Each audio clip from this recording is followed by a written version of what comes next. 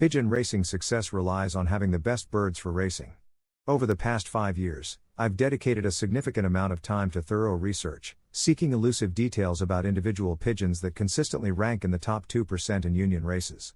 The results of my research have been remarkable and well worth the effort. When searching for a quality pigeon, it's crucial to consider the conditions and health of the loft it comes from. Surprisingly, some of the most optimal racing pigeons are found in small and unlikely lofts, making them rare finds. Interestingly, I've discovered that lofts with a large number of pigeons or those that send many pigeons to races tend to have a lower proportion of high-performing pigeons. In other words, lofts with numerous pigeons in one place are counterproductive.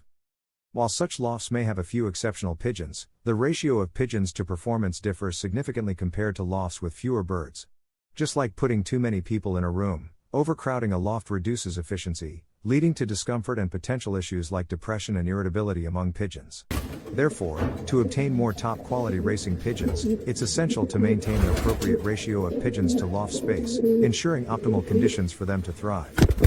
Panting in racing pigeons after exercise. Any healthy and fit racing pigeon that engages in intense flying within a short period will pant. This panting is similar to a marathon runner catching their breath after a sprint, as birds pant to recover from the oxygen deficit caused by the burst of activity. Frequent falcon attacks can cause birds to exhibit reluctance to leave the loft and fly further. They may instead fly in tight circles around the loft, driven by fear of encountering falcons. Each country experiences its peak falcon and hawk activity season, and during this time, fearful behavior in birds may be observed. If you notice a high level of fear in your racing team, even when hawk and falcon activity decreases, it may have become a habit. To break this habit and build the bird's confidence in flying without fear, short tosses for 7 to 10 days can be beneficial. Additionally, these tosses provide the necessary exercise for the birds. Panting after exercise can be considered a positive sign when observed in a few birds following a training toss. It indicates that the team is fit and pushing themselves to the limit. The tossing exercises improve their overall fitness. Healthy yet unfit birds will recover quickly, and their droppings will remain normal, indicating good overall health. However, birds that return home panting and take longer to recover should be examined for potential underlying causes of panting and reduced endurance. Continuing to toss sick birds will only worsen their illness, prolonging recovery time.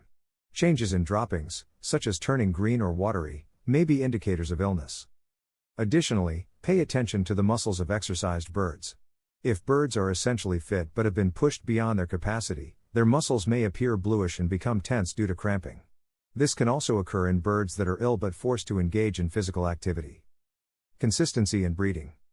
It is advisable to maintain around 4 separate lines within the pigeon family, although having 5 or 6 lines is also acceptable if space permits. These lines should be kept separate and maintained through flying and breeding. Crossbreeding between these lines can be done when necessary. With proper care, a line can be maintained for 15 to 20 years without much complication. After that, introducing new blood may be necessary to invigorate the genes. However, caution should be exercised when introducing new blood, as inferior bloodlines may undermine the progress made. To find new blood, seek out someone who is successfully. To maintain consistency in breeding, it is recommended to have around 4 separate lines within the pigeon family. If space permits, having 5 or 6 lines is also acceptable. These lines should be kept separate and preserved through flying and breeding. When needed, you can crossbreed between these lines. By maintaining these lines, you can sustain them for 15 to 20 years with relative ease. However, after that period, introducing new blood may be necessary to rejuvenate the gene pool. When seeking new bloodlines, it's crucial to be mindful of the time and effort invested in building your existing line. Bringing in inferior blood would not be a desirable option. Finding someone who has established a loft of consistent birds that align with your racing philosophy can be helpful when seeking new bloodlines. It may take some trial and error to find the right match, and sometimes the offspring or grandchildren of the new additions can be the ones that excel. Remember, in the beginning, it's akin to casting a net to catch fish. You may not acquire anything worth keeping in the first few attempts. It requires multiple tries, and only the best pigeons should be retained. Once your family of pigeons is established, your primary focus should be on nurturing and developing your own line. Avoid the temptation to continuously acquire pigeons from different families, as you will not experience the true satisfaction of building a consistent line.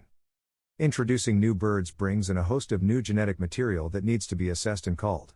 The more time you spend on this process, the less attention you can give to improving your line. While it's acceptable to try out different pigeons initially to determine what suits your needs, it's important to commit to your chosen line after that. Continuously purchasing pigeons and succumbing to the addiction of acquiring new blood will lead to flying someone else's work. This may suit some individuals, but it doesn't align with the mindset of a dedicated breeder. Some may claim that siblings of champions produce the best results. However, this indicates that the family has not yet been firmly established. In a well-established family, the champions themselves should produce the finest offspring. This is evidence of a family built upon proven champion bloodlines. Once you recognize the traits of a champion, such as confidence displayed in their expression, you will have a better understanding of what to look for.